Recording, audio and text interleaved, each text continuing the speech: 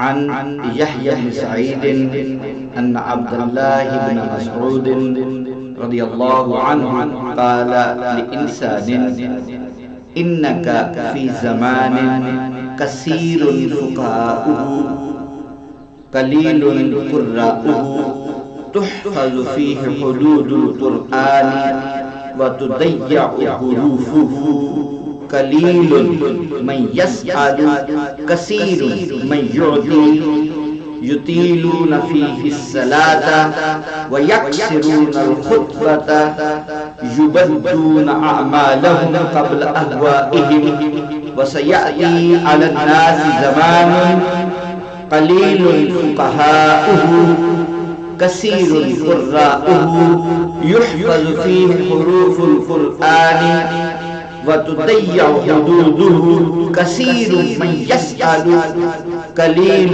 من يعطي يطيلون فيه الخطبة ويكسرون الصلاة يبدون فيه أهواءهم قبل أعمالهم رواه مالك والمقرئ۔ یحییٰ بن سعید بیان کرتے ہیں کہ حضرت عبداللہ ابن مسعود نے ایک شخص کو نصیحت کرتے ہوئے فرمایا، دیکھو تم ایسے زمانے میں ہو جس میں فقیہ زیادہ ہیں اور قاری کم۔ اس زمانہ میں قرآن کے حروف سے زیادہ اس کی حدود کی نگہداشت کی جاتی ہے، مانگنے والے کم اور دینے والے زیادہ ہیں۔ خطبہ مختصر اور نماز لمبی ہوتی ہے۔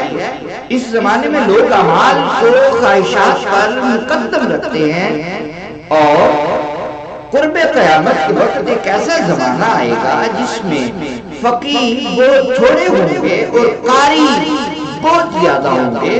قرآن کے حروف کی حفاظت کی جائے گی، یعنی اسے یاد کیا جائے گا، حفاظ زیادہ ہو جائیں گے، اسے یاد کیا جائے گا، حروف کی حفاظت کی جائے گی، مگر اس کی حدود کو پامال کیا جائے گا۔ مانگنے والوں کی بھیڑ ہوگی لیکن دینے والے کم ہوں گے۔